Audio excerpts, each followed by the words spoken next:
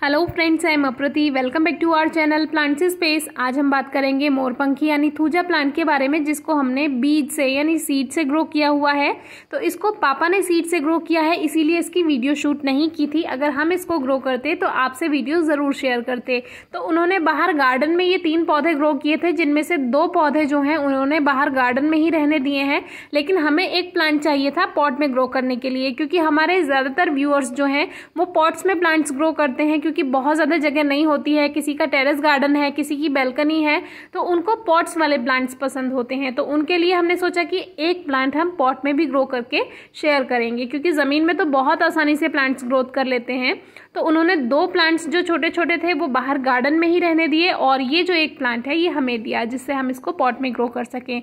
तो फिलहाल हमारे पास ये थर्मोपॉट था, और थर्मोपॉट जो है बहुत काम आते हैं, क्योंकि एकदम से जब कोई प्लांट लगाना होता है तो सॉइल मिक्सचर भी इसमें ज़्यादा नहीं ज़रूरत होती है, थोड़ी सी मिट्टी में ही प्लांट्स ग्रोथ कर लेते हैं।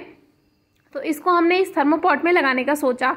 तो बाद में इसको बड़े पॉट में शिफ्ट कर देंगे जब आपसे शेयर करेंगे। तो फिलहाल आगे का मौसम जो है वो सर्दियां आने वाली हैं, तो सर्दियों में प्लांट्स थोड़ा बहुत अच्छी ग्रोथ नहीं करता है, तो इसको हम फिलहाल इस छोटे पॉट में लगा देते हैं। आगे जाकर इसको बड़े पॉट में शिफ्ट करेंगे। तो थोड़ा थोड़ा मिट्टी को हटा देते हैं, क्योंकि जब ये सीड ग्रो किए गए थे तो कोई स्पेशल सॉइल मिक्स तैयार नहीं किया गया था।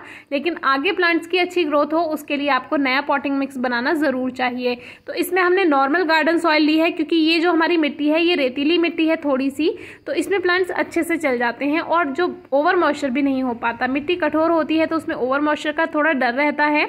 और थूजा प्लांट जो होता है उसको बहुत ज़्यादा नमी की ज़रूरत नहीं होती है, बहुत लाइट मॉइस्चर सॉइल में होना चाहिए, हल्की ही नमी।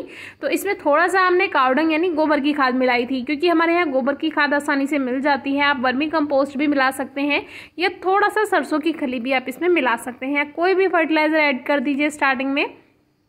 तो जो कावडंग है वो इजीली हमें मिल जाता है, इसीलिए हम उसी का ही प्रयोग करते हैं। तो वही सॉइल मिक्सचर रख देते हैं, और ऊपर से जो है जो मिट्टी इसमें से निकाली थी हल्का सा उसी से ही इसकी एक लेयर बना देते हैं। तो अब हमारा प्लांट बिल्कुल तैयार है। जो थर्मोपॉट है इसमें बहुत ज़्यादा पानी देने की ज़रूरत नहीं होती है, इसीलिए हल्का मॉइस्चर ही बनाएं। अगर आप थर्मोपॉट में ग्रो कर रहे हैं, मिट्टी का है या सीमेंट का पॉट है, तो उसमें तो आप थोड़ा पानी का फिर भी ध्यान रखिएगा। जैसे मिट्टी की हल्की हल्की गुड़ाई करते हैं तो उससे आपको पता चल जाएगा कि मिट्टी में कितनी नमी है। तो अब आप देख सकते हैं प्लांट जो है थोड़ी सी ग्रोथ और कर चुका है, लेकिन इसकी पत्तियां थोड़ी कम है। उसका जो कारण है, इस पॉट में एक हरी तुलसा जी जो कि रामा तुलसा होती हैं वो ग्रो हो गई हैं, और जो तुलसा जी होती हैं उनको थोड़ा पानी थोड़ा सा ज़्यादा चाहिए, थूजा को थोड़ा पानी कम चाहिए। यानी जो मोरपंखी है इसको बहुत कम पानी चाहिए होता है। तो तुलसा जी का जो पौधा है वो थोड़ा मुरझाने लगता है गर्मियों में, तो उसको पानी देने की ज़रूरत होती है, लेकिन इस प्लांट को पानी नहीं चाहिए।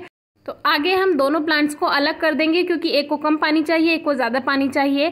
तो तुलसा जी के पौधे में आपसे फिर वीडियो शेयर करेंगे, क्योंकि हमारे एक व्यूअर की क्वेरी है उसको दूर करना है, उनके आंसर देना है। तो जो थूजा प्लांट है यानी मोरपंखी प्लांट है, एक तो इसको कम से कम पानी चाहिए, दूसरा ऑर्नामेंटल प्लांट है तो फर्टिलाइजर की ऐसी कोई खास रिक्वायरमेंट नहीं होती है। लेकिन जब आप कोई प्लांट पॉट में ग्रो करते हैं तो उसको फर्टिलाइजर देना चाहिए। तो साल में 2 या 3 बार आप मिट्टी की गुड़ाई करके कावडंग यानी गोबर की खाद या वर्मी कंपोस्ट जरूर मिला दीजिए। उससे प्लांट थोड़ा अच्छी ग्रोथ कर लेता है, सॉइल भी थोड़ा सॉफ्ट रहती है फर्टिलाइजर ऐड करने से। तीसरी बात, सनलाइट की थोड़ी रिक्वायरमेंट ज़्यादा होती है, क्योंकि आप कम से कम इसको 3 या 4 घंटे की धूप ज़रूर दीजिए तो और अच्छी ग्रोथ कर पाएगा। और नमी का सबसे ज़्यादा ध्यान रखना है, नहीं तो इस तरह से पत्तियां कम होने लगेंगी। इस पौधे की देखभाल बिल्कुल जूनिपर प्लांट की तरह की जाती है, वो भी एक ऑर्नामेंटल प्लांट है। डिस्क्रिप्शन बॉक्स में आपको वीडियो मिल जाएगी, ज़रूर चेक कीजिए।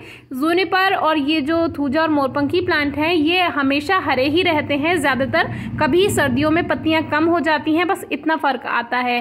फिर भी अगर आपकी कोई क्वेरी है तो कमेंट बॉक्स में ज़रूर पूछिए। वीडियो कैसी लगी ज़रूर बताइए। Thank you.